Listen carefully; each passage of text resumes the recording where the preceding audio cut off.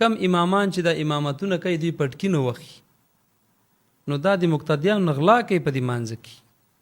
غلا دا دی چې کم امام پټکی وهلو دغه 4 رکعاته منځ الله رب العزت 80 رکعتونه 2 رکعاته منځ چې ورسره وکړي د 80 رکعتونه بهتر ثواب الله پې ورکوي پټکي سره. محترم ورونو د سیفي صاحب دا د پټکي متعلق وایي پټکي سره چې یو منځ وکړي دا 80 درجې زیات اجر لري. دې غریبانانو ته چې بس په کتاب کې یو تور ټکی ښکاره شي او عربي ورته ښکاره شي، بس فکر کوي چې لکه دا لکه چې کوم حدیث دی. نو غریبانان د مسکینان د ټول عمر 8 کاله بس چې په مدرسه کې ناست دي او خلاصي مولا لیکلي او قادیني لیکلي او فلاني لیکلي، دا غریب ګرم هم نه دی، بس هر تور ټکی دوی ته دغه ښکاري، حدیث ښکاري. یو روایت د دې باره کې پیش کیږي، کیدای شي که هغې دلیل هم یو 2-3 دي، خو یو مې چې ذکر کړو پوه شه ټول ضعیف دي. چې رکعتان بعمامة خیر من 70 رکعة بلا عمامه، وایي یو رکعت مونځ چې په عمامې سره وکړي که نه، نو دا د 80 رکعتونو نه بغیر عمامې سره چې کوي هغه نه دا غوره دی. دا یو رکعت مسند د دیلمي کې دا روایت نقل دی. محترم ورونو دې کې راوي دی طارق بن عبدالرحمن په نوم باندې، امام ذهبي دا په ضعفاو کې ذکر کړی دی. محترم ورونو امام صحیح فرمایي چې لیس بقوي، دا دغه مطلب قوي راوي نه دی. دې کې بل راوي دی دغه محمد بن عجلان، امام بخاري دا په ضعفاو کې ذکر کړی، امام حاکم وایي چې د حافظه کې مسله وه. نو دې باره کې یو صحیح حدیث نشته محترم ورونو چې پټکی دا پټکی بس دې سره ډېر زیات اجر دی. دا خبره زده کړئ د پټکي متعلق چې آیا دا پټکی په سر کول دا د سنت طریقه ده. ګوره دا دی یو د نبي صلی الله علیه وسلم عادات او عادات، نبی صلی الله علیه وسلم په زمانه کې ډېر عادات او عادات دا و چې خلکو به لنګونه وهل. محترم ورونو دغه بدعتیانو ته چې دا پټکي باندې داسې زور ورکوي که نه، دې ته ویل پکار دي چې د نبي علیه السلام نه ډېر کم پرتوګ نقل دی. ته ورته ما ته حدیث نقل کوو چې هغه کې پرتوګ ډېر دی که هغه کې لنګ ډېر دی، نو ته ولې لنګ ولې نه وخي بیا ته دا لنګونه ته ولې نه وخي چې هغه دې پرېښې. دا خبره یې کول چې نبي صلی الله علیه وسلم چېرته داسې مونځ نه دی کړی چې هغه پټکی په سر نه، ډېر داسې روایتونه شته دی. د ابي سلمه نه نقل دی، هغه وایي والنبي صلی الله علیه وسلم صلى في ثوب واحد خالف بين طرفيه. نبی صلی الله علیه وسلم مونږ ته په یو جامه کې مونځ راکړو، دا څادر جامې په ځان باندې اچولې وي، دغه نه لکه د لنګ شکل، دا ټوله څادر راواخله. څادر لکه خاص کر د بعضې افغانان د کلو خلک چې وخي دا څادر راواخلي ټول ځان پې داسې راپتاو کړي، لکه یا خاص کر نن سبا کې د احرام چې وخي دې طریقې سره به یې پکاو. نو پټکی مټکی نه و. نبی صلی الله علیه وسلم دا صحابي وي ما نبی صلی الله علیه وسلم په دې طریقې سره مونځ کو. امام بخاري په دې باندې باب هم لګولی چې باب فی الصلاة باب الصلاة فی ثوب واحد متحل، وایي په دې حالت کې مونځ کول چې یو جامه کې مونځ کوي دا د ځان نه داسې راته وکړي. ګوره دا د نبي صلی الله علیه وسلم نه ثابت دی چې په یو جامه کې مطلب چې هغه صرف یو څادر و په هغه کې مونځ کړی دی. همداسې د دغه نه نقل دی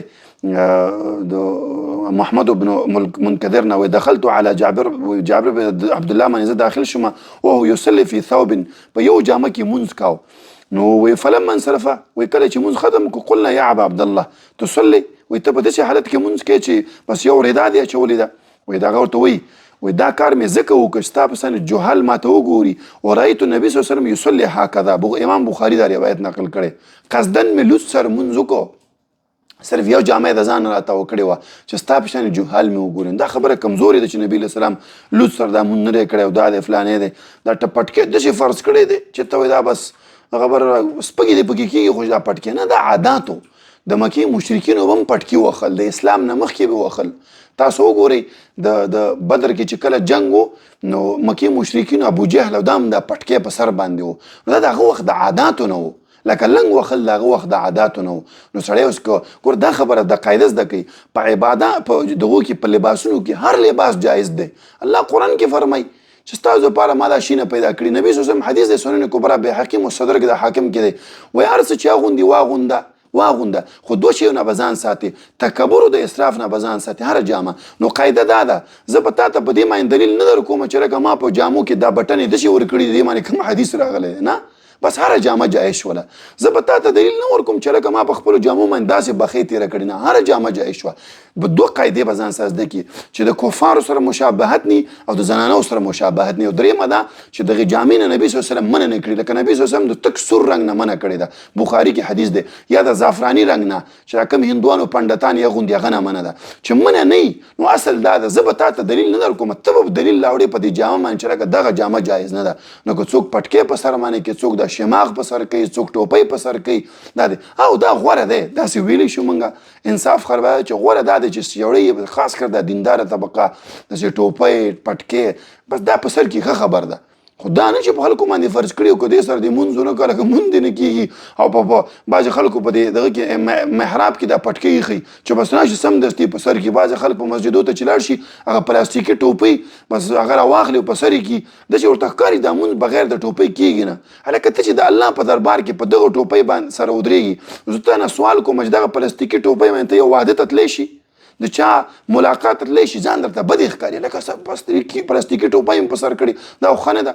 د الله په دربار کې څنګه ودرېږي؟ نو ټوپۍ که په سر کې نو سمه صحیح په سر کا، ښایسته ټوپۍ ښایسته پټکې هر وخت دې باید په سر وي. خو دا خبره هم کمزوري چې لکه چا بغیر د ټوپۍ مونځ وکړو یا پټکي مونځ نه کېږي او یا دا اجر پکې ډېر دی. اجر مجر خبره کمزورې ده.